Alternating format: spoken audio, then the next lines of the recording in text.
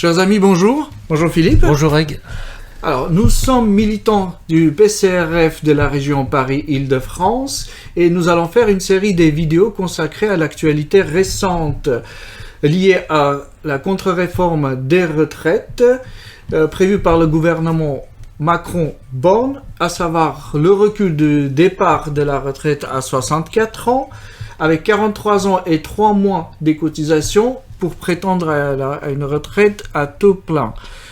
Philippe, je te laisse te présenter et nous allons parler à ce sujet. Oui, bien, je suis un travailleur de la santé à la retraite depuis 3 ans. Je connais bien les problèmes liés aux hôpitaux, aux soins et maintenant à la retraite. Et pendant toute ma vie de militant et de syndicaliste, j'ai combattu contre la remise en cause des droits des travailleurs retraités. Et donc aujourd'hui, ça me donne l'occasion de partager mes connaissances, mes combats et de lutter contre cette loi scélérate Macron-Borne qui veut reculer l'âge de la retraite à 64 ans. Et donc j'aimerais par mes connaissances partager la lutte et le combat. On y va. «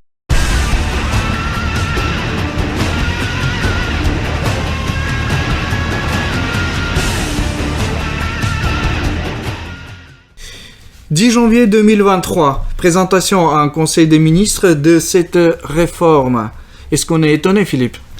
Non, dans la mesure où Emmanuel Macron l'a annoncé dans sa campagne électorale, à savoir la remise en cause de l'âge de départ à la retraite à 64 ans, avec 63 ans et 3 mois de cotisation. Et puis, c'est une grande revanche du patronat qui, depuis le lendemain de la guerre, depuis les articles de loi créant la sécurité sociale, avec inclus dedans la caisse vieillesse, où le patronat ne s'en s'est jamais remis, quoi. Et comment on va engager la lutte à partir de conscientisation des luttes des travailleurs? Eh bien écoute, la conscientisation des travailleurs, elle est en train de se faire en ce moment. Les travailleurs et les travailleuses se rendent compte que, à force de perdre, à force de reculer, de 60, 62, 64 ans, sans compter les pertes au niveau de l'hôpital, au niveau de l'école, au niveau de l'énergie, au niveau du logement, à tous les niveaux, quoi. Les travailleurs reprennent conscience qu'il faut reprendre le chemin de la lutte, il faut reprendre le chemin du combat, et y compris les organisations syndicales, dont la principale, la CGT, reprend d'une certaine manière le chemin du rapport de force. Les jeux ne sont pas faits, mais il y a plus à faire confiance en la classe ouvrière qui, elle, a en elle quelque chose d'inné, c'est-à-dire qu'à force de perdre, elle va reprendre confiance en elle-même et va faire front et va faire barrage à son ennemi de classe, son ennemi inné, qui est le patronat, qui est les profiteurs, les exploiteurs. En tout cas, une chose qui est claire, les travailleurs ne veulent pas de cette réforme. Ce qui est clair pour tout le monde, l'âge de la retraite à 64 ans, on ne veut pas, c'est clair et net. Mais on peut parler d'une autre chose. Les retraites, ce n'est pas tombé du ciel. Est-ce que tu peux dire en quelques mots comment ça s'est passé ? Eh bien, écoute, les retraites, ça a été un long cheminement. Dès les années 1880, début du siècle dernier, 1905 pour les mineurs, les caisses de mineurs, Ensuite, dans les industries textiles, jusqu'à la veille de la guerre, il y avait des caisses de retraite dans certaines branches, mais ça a été par des luttes, par des combats, par aussi des morts, hein, des morts du côté des travailleurs, hein, je m'entends. Il y a eu le Front populaire qui lui a accéléré donc des conquêtes telles que les congés payés, les vacances, les 15 jours de vacances, la semaine de 40 heures. Rien ne se fait gratuitement, quoi. Je veux dire, si les travailleurs n'engagent pas le combat, si les travailleurs ne disent pas stop à l'exploitation, si les travailleurs n'enlèvent pas leur chaîne, eh bien ils n'obtiennent rien.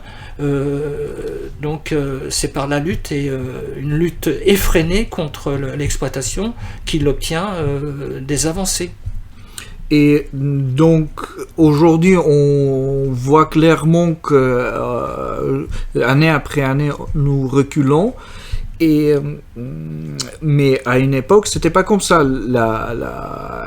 La lutte des travailleurs était sur une pente ascendante, si on peut dire les choses comme ça. Est-ce que le rapport des forces était différent? Le rapport des forces était de notre côté, ou peut-être il y avait l'existence d'un pays à cette époque-là qui a joué un rôle, l'existence de l'URSS par exemple? Eh bien, écoute, c'est simple.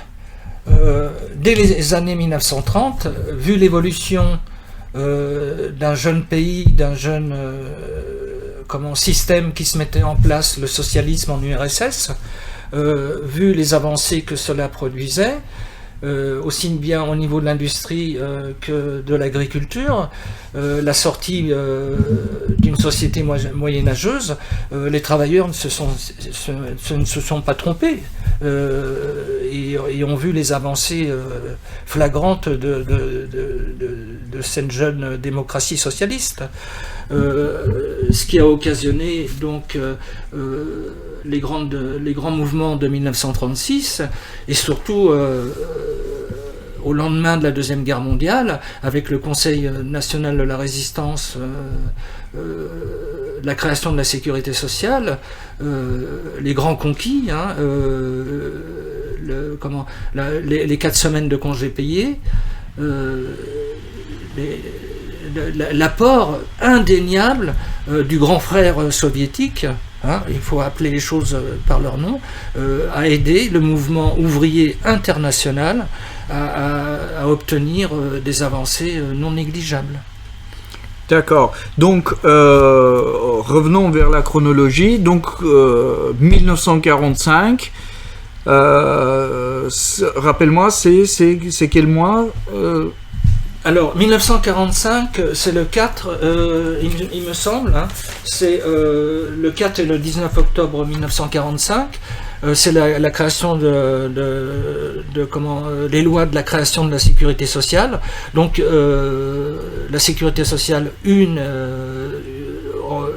unifiée, c'est-à-dire en ayant à la fois la branche maladie, la branche vieillesse et la branche allocation familiale, avant l'éclatement en 1967 par les lois Jeanneney. Mais au départ, la loi de notre camarade communiste Ambroise Croizat et de son directeur de sécurité sociale Pierre Larocque, c'était la sécurité sociale unifiée, c'est-à-dire qu'avait les 3 branches inclus dans la sécurité sociale. Et ensuite, qu'est-ce qui s'est passé ?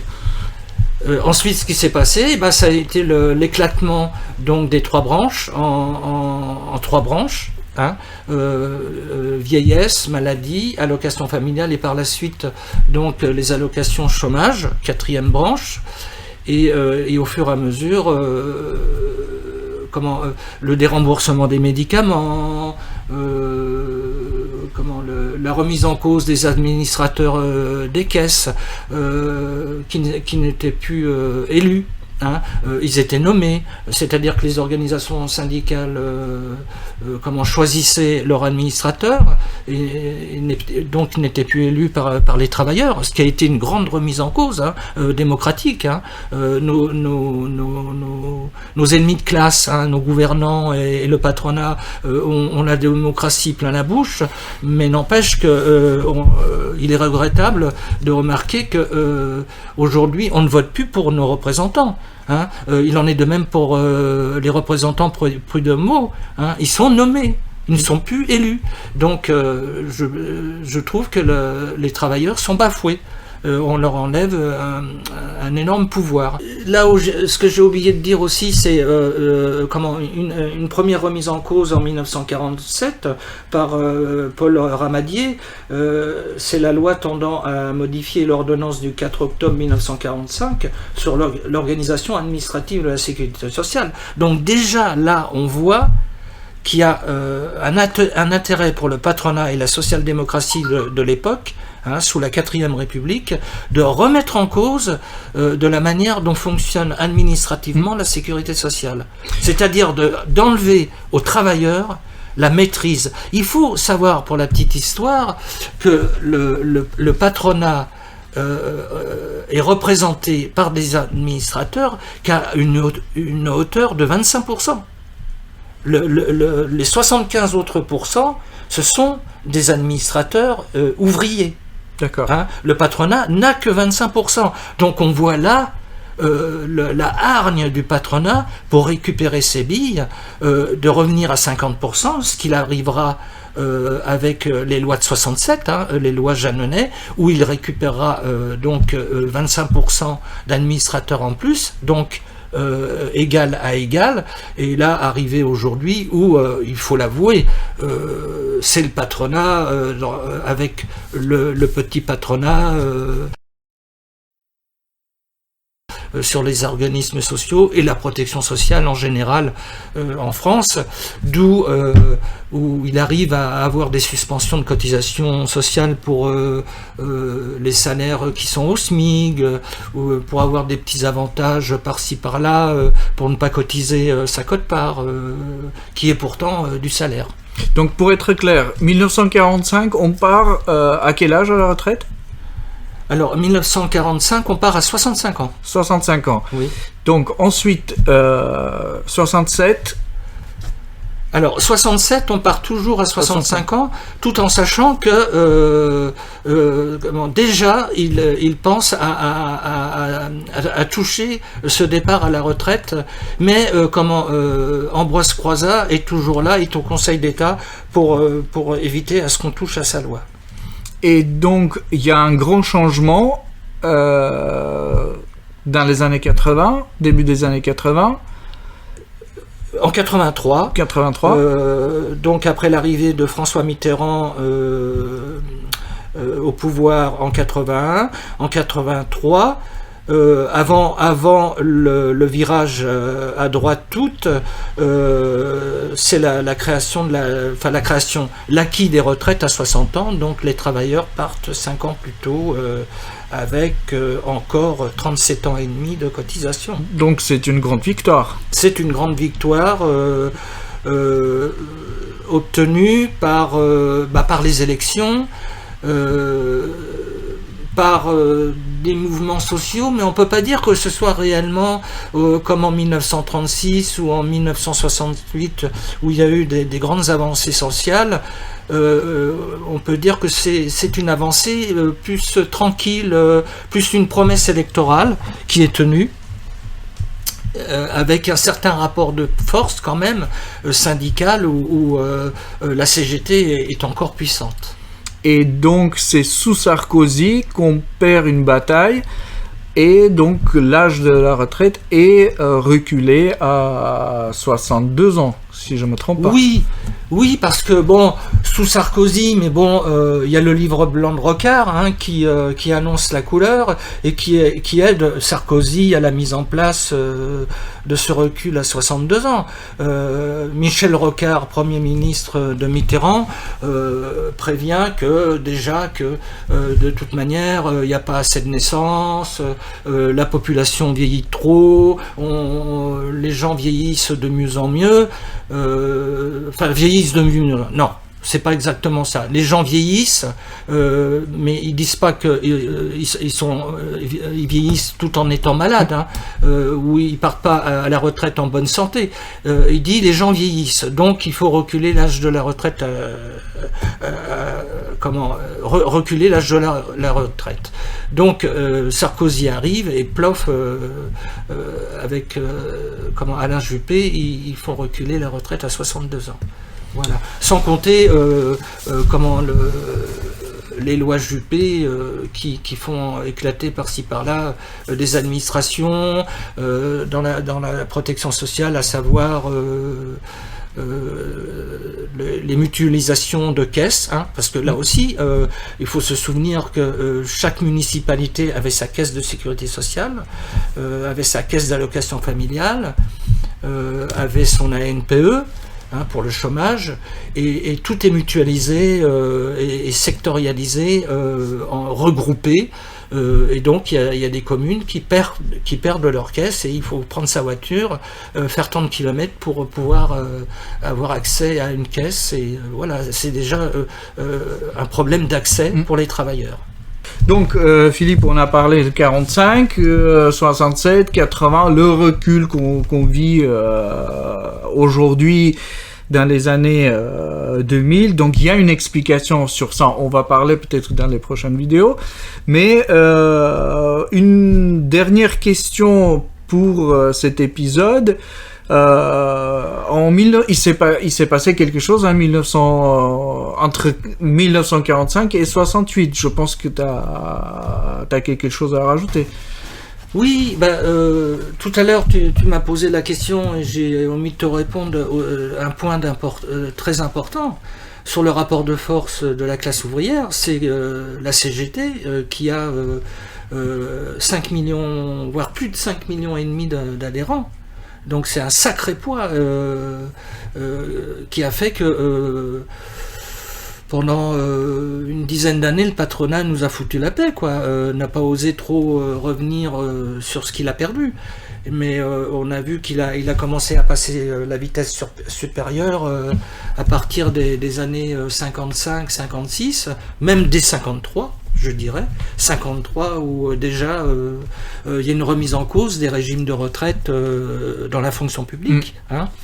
Donc il n'est pas resté les deux pieds dans le même sabot et avait bien l'intention. Et puis De Gaulle avait maintenu tout le tissu bureaucratique et de tous ces gens qui avaient collaboré avec le maillage nazi. Ces gens-là, pour la plupart, pour ceux qui n'ont pas été condamnés ou qui ont échappé aux juges, sont restés en place et ont continué tranquillement à être les valets et les laquais du patronat.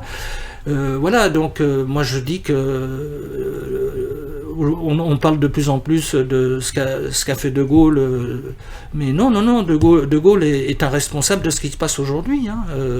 Il en est un des responsables, oui. Et puis, alors, il y a eu 68. 68, c'est le ras-le-bol, c'est la prise de conscience réelle là, de la maturation de la classe ouvrière, où réellement elle se rend compte là de sa conscientisation, de l'exploitation et aussi de ce carcan passéiste, toujours sous De Gaulle, Pompidou, où il y a ce couvercle sur la marmite, où les femmes doivent être à leur place, les hommes aller à l'usine et ramener le salaire, et puis taisez-vous, vous êtes bien, vous êtes en France, tout se passe bien. Et je veux dire, il y a la marmite explose, quoi, voilà. Et au lendemain de 68, pareil, on arrive à 6-7 millions d'adhérents à la CGT, et là, il y a un sacré rapport de force, et là, pareil, le patronat reste tranquille pendant 3-4 années, et hop, il redémarre, et il cherchera toujours. Ce rapport de force, il est, à un moment donné, je me souviens, il y a 15-20 ans, on nous disait les rapports de force n'existent plus, les rapports de classe n'existent plus. C'est faux. C'est faux. Le patronat voudra toujours plus d'exploitation, il n'en a jamais assez, et